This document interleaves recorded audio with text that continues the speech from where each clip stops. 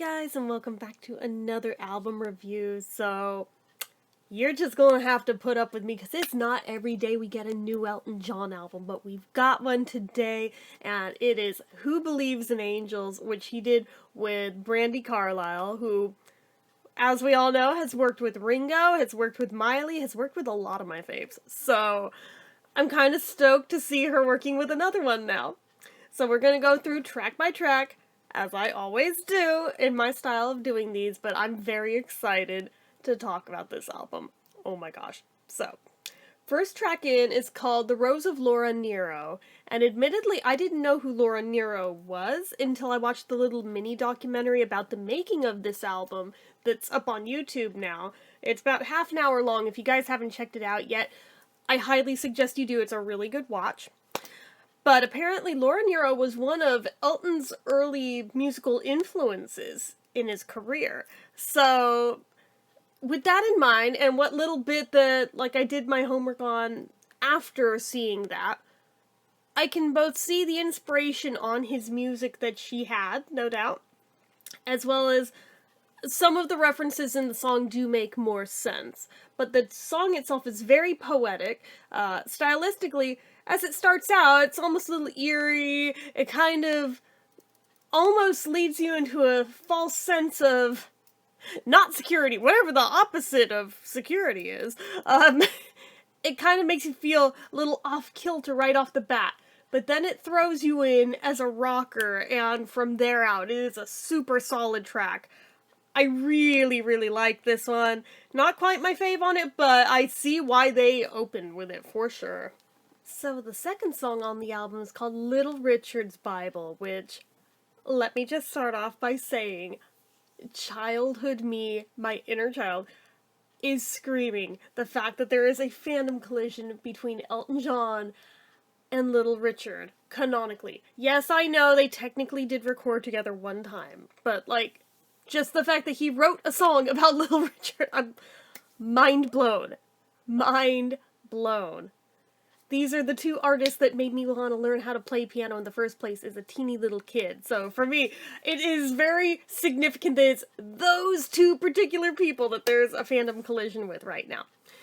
But it's an interesting song because, stylistically, it very much captures, the whole vibe of Little Richard's, 50s rock. It sounds a lot like it. And they even get the woos in there. It's nice touch. Nice touch. But it even's, true to life, too, for Elton, or I mean, not for Elton, for Little Richard, in, his whole turning away from rock and roll to seek out religion. It's basically the whole gist of the song, which, it's interesting. Has anybody really written a song about that previously? I don't think they have, so it's kind of cool. I mean, there's a very, very subtle nod in the Who's song Success Story that I believe is about Little Richard. Prove me wrong if I'm wrong, but I'm pretty sure that's who it's about. But other than that, I don't think anybody's really gone there and written an entire song, basically, about this exact topic. So, to me, it was really cool, and just, it fits the vibe so perfectly. This is my favorite song on the whole album, actually. So the third track in is called Swing for the Fences, and this is one of the Brandi-led songs, and honestly, it's a pretty cool track. It's another one that's very high energy, another rocker and everything, but this one, just the positivity in it, it is exactly as the title implies, swing for the fences being the whole mantra of the song. Which, I mean, in case you've never heard the term, obviously, it's like a baseball or a softball term. You swing for the fences. You aim high. Even if you don't manage to hit the goal, you're still gonna go pretty far. So it's that same thing of, aim for the moon. Even if you miss, you still land among the stars. It's the same kind of thing is what swing for the fences means. And the whole song is essentially a testament to that, which I like a lot. So, another one that just, they knew what they were doing in starting out this album really strong. So, the fourth track in is the first one that starts to slow it down some as disc 1 winds down. Yeah, there's 2 discs even though it's only 10 songs, don't ask, I don't know. But, this one is called Never Too Late. And it's kind of interesting to me because it sounds like other songs he's done before without being like a complete ripoff, if that makes sense. Like the intro piano, I don't know if riff is the word that I'm looking for, the hook, I guess. It reminds me of Tiny Dancer.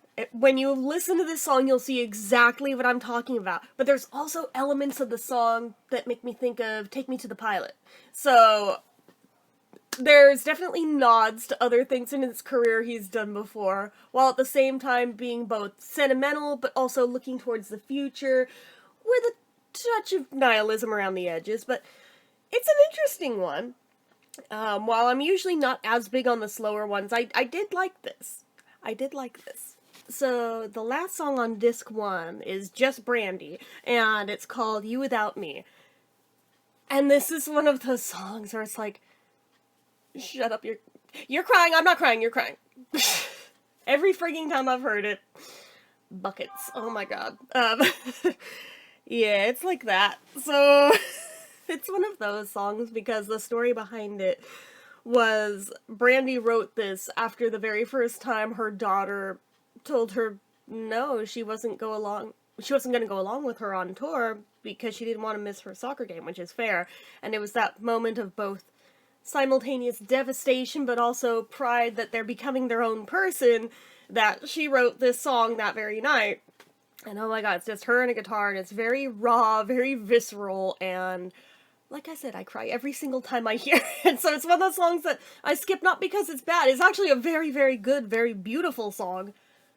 But my heart is too sensitive for it. I can't. It makes me cry so hard. So disc 2 opens with the title track of the album, which is Who Believes in Angels. And oh my gosh, if you haven't seen the music video for this yet, pause this, go watch that, and come back. Because it is like an homage love letter to Tommy. Specifically Pinball Wizard. But I mean, there's one dancer in the back that very much looks Tina Turner, Acid Queen inspired. I'm just saying. Also, the little girl in the video very much reminds me of my niece on so many levels. So it made me love it that much more. But this song, it's another one that harkens back to, like, the sound of other songs he's done before. Like, it's a little bit Goodbye Yellow Brick Road.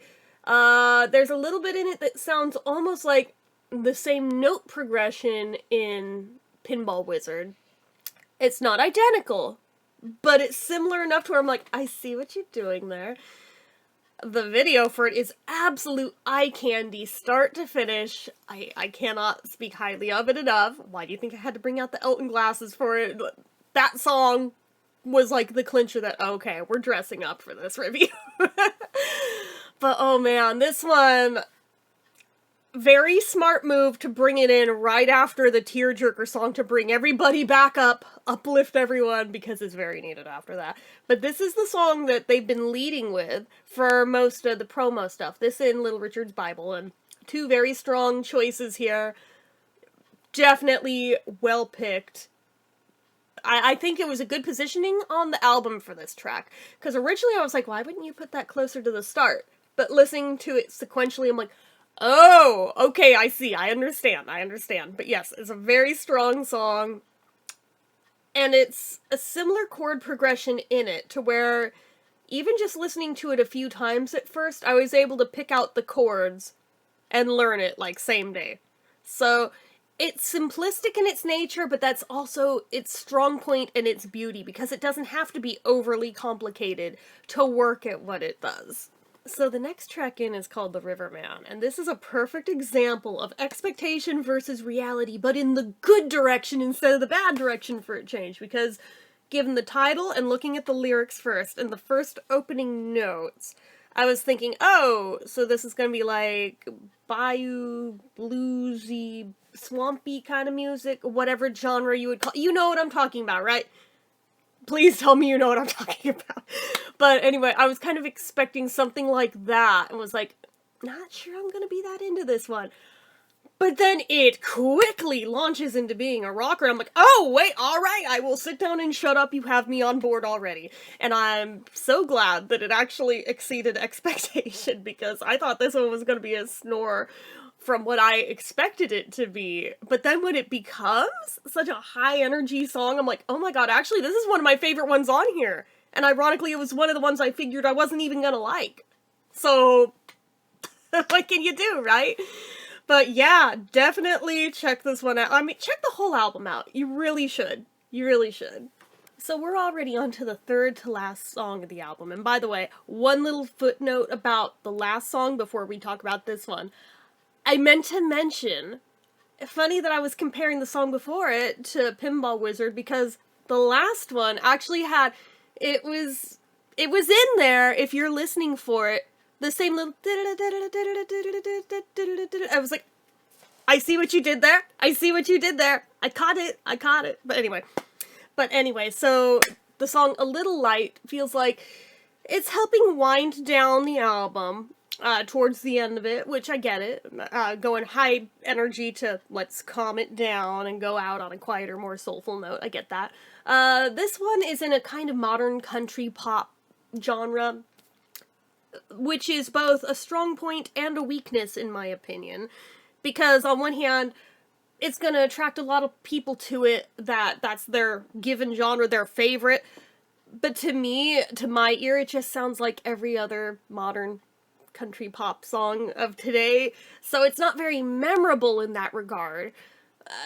But I mean, at the same time, you can pick up the tune of it like that because you can tell exactly where it's going because you've heard this kind of song so many times before, you know? So I mean, it's okay. It's not bad. It's not great. It's not bad. The vocals on it are good.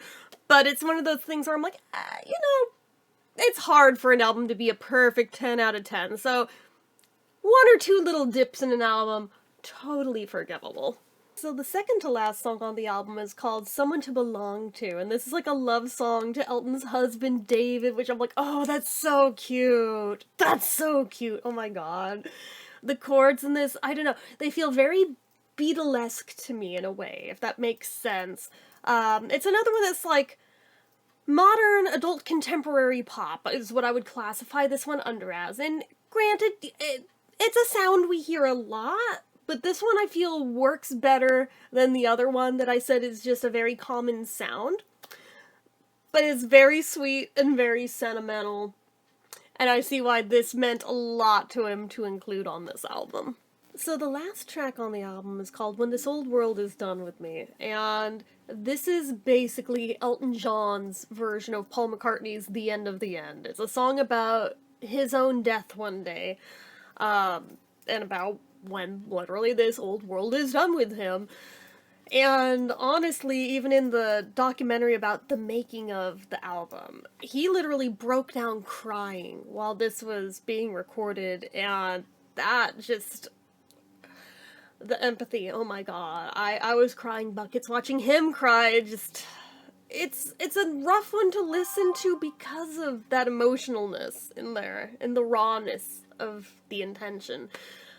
But it's one of those things where no one makes it out of this world alive. We all have to grapple with our own mortality. So hearing somebody like Elton do it in a song, it's rough. But I mean, it's a beautiful song. And it's another one that sounds like so many other songs he's written before, while at the same time also kind of sounding like a church hymnal kind of a thing. It's beautiful, but it's heartbreaking all at the same time. But it's very powerful. Which, overall, I can say about the whole album is just, man, he's on top of his game again, which I can't say that about all of his more recent albums, but this one, very much so I can. This one is really good.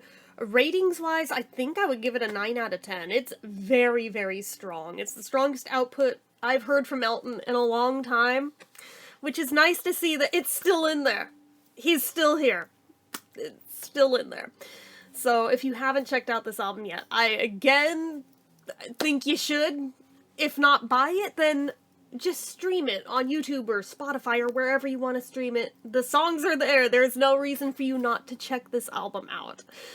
But anyway, those are my thoughts on this one. I can't recommend it highly enough. So anyway, that is it for this one, guys. And as usual, you know what to do. If you like this video, go ahead and give it a like. If you're not already and you'd like to be, click subscribe. Hit that notification bell icon so you never miss an upload. Leave comments down below.